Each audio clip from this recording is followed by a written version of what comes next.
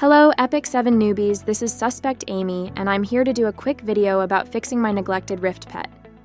A viewer pointed out something alarming in my waifu Rift video.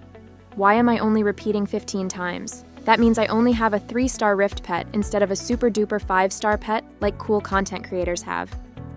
Which also means I'm only taking advantage of 2 Rift bonuses instead of 3. When I took a look at my Rift pet, I also realized I have 0 affinity with it. Looking around, I am sad to say I have low affinity with all of my pets. I know I'm not alone when I say I really hate Epic 7's pet system.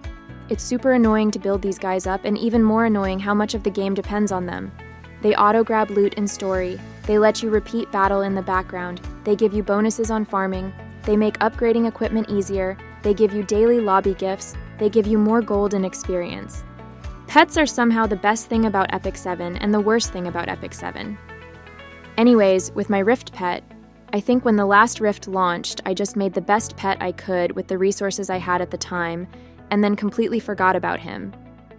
And now that a brand new Rift has begun, this little guy is back to haunt me. Let's see what we can do to upgrade him now that I've spent a whole Rift season collecting pet resources. Maybe there's a new player out there that I can help along the way. I'm going to save lobby pets for later because they're a whole different beast, but a quick recap on battle pets. They give you 3 abilities to help you out on different game modes. For Story and Spirit Altar, I think they only have 3 abilities, so which ones to choose is pretty easy. For Hunt and Rift, you actually need to make a tough decision here because these have 4 abilities to choose from. I am not going to tell you that you must choose X ability for Hunt or whatever.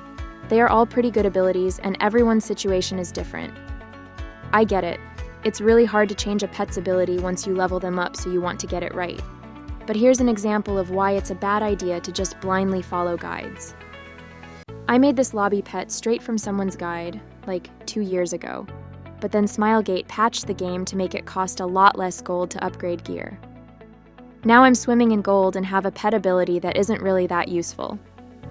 I recommend looking at what S-ranked abilities you have on hand, see if they're useful enough, and decide if it's really worth farming for the perfect ones. Speaking of which, if you are seriously lacking S-ranked pet abilities, please watch Tristen Wulf's guide on how to go fishing for more without needing summon tickets. Okay, back to my Rift pet. Oddly enough, in that same Tristen Wulf video, he posted this as the best Rift pet. It has a Hunt ability on it though, so I'm not sure if this ability works on Rift, or if that was an oversight. My current Rift pet gives me extra charms and equipment. A maxed out pet gets 1 more ability, so let me see what other S-ranked Rift abilities I have lying around. Okay, here we go. Double Rift energy and score. Looking around online, there is 1 other Rift ability that I don't have, and that's extra reforged materials. Every pet guide I've seen says that double Rift energy and score is the absolute worst Rift ability you could ever have.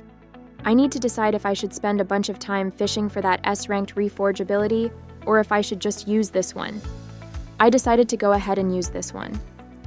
What this does exactly is unlock these season rewards twice as fast, and levels up your Rift controller twice as fast.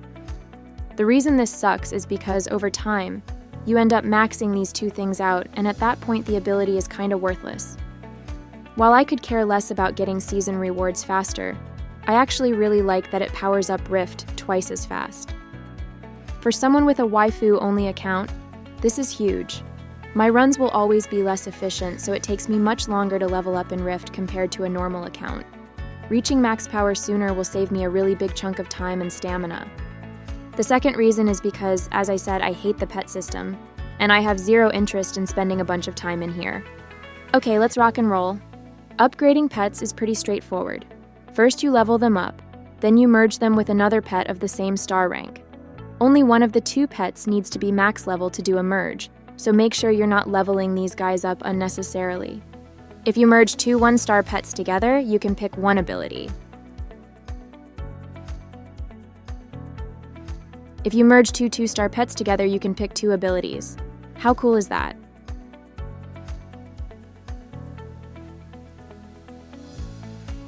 Now this is where every player in the world gets super pissed off at Smilegate. If you merge 2 3-star pets together, you can pick 2 abilities again. When players get this far, they want to throw their phones in the garbage. This means I now have to level up 2 throwaway fodder pets all the way to 3 stars, just to basically keep the same 2 abilities I already have. You can see why this really ticks players off.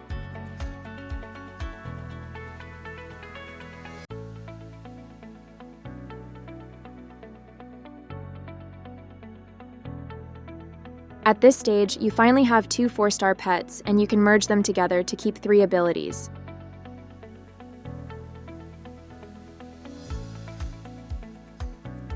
At this point, you're pretty much done. But let me hit you with a hypothetical here. While you are leveling a pet to 4 stars, you can only pick 2 abilities to keep, and the third one is random.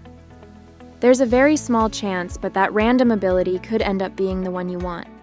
If you have all of the abilities you want at 4 stars, is it worth taking that pet to 5 stars? Well, you can auto-repeat 30 times with a 5-star pet compared to 20 with a 4-star pet, but the main benefit is to gain more affinity. I didn't talk about affinity much, but it's kind of a big deal. You get it by playing with your pet every day and buying them toys from the shop. Here are the abilities of my 4-star hunt pet with maxed affinity compared to a basic 1-star pet. It's actually a pretty decent difference, right? Now here's the difference between a 5-star hunt pet and a 4-star hunt pet. Wow, is this worth the pain of going through all of this upgrading again? That's up to you to decide. One final tip, if you do upgrade your pet up to 5 stars, do not, and I repeat, do not do what I'm doing here and level them to max. I did this because I was curious on what the benefits would be. Maybe more affinity or something, but there seems to be 0 use to doing this, and it's a huge waste of resources. Okay, wow, this is a super long video. Let's do a quick 30 seconds on lobby pets. Ideally, if you're like me and you do equipment upgrading sessions only once every month or 2, then you want to have 2 lobby pets. One that is oriented toward gear upgrading bonuses. You activate this guy just before your upgrading session. Then you have the lobby pet that you have active the other 99% of the time, who focuses on getting gold from sales and XP bonuses. You may be asking, if lobby pets don't give you auto repeats, why should I level them to 5 stars? Again, getting an affinity bonus added to the skills helps a lot, but also lobby pets give a gift to the player every 22 hours, and a 5-star pet has much better gifts in their pocket. Here my main lobby pet is 3 stars with no affinity, but it should really be 5 stars. Do what I say, not what I do, kids. Anyways, I hope I was able to help some new players out there. There's a really great 2024 pet guide by Sir Papera that I'll link in the description if you want to know more. That's all I have today. Thanks for watching my video. Bye, everyone.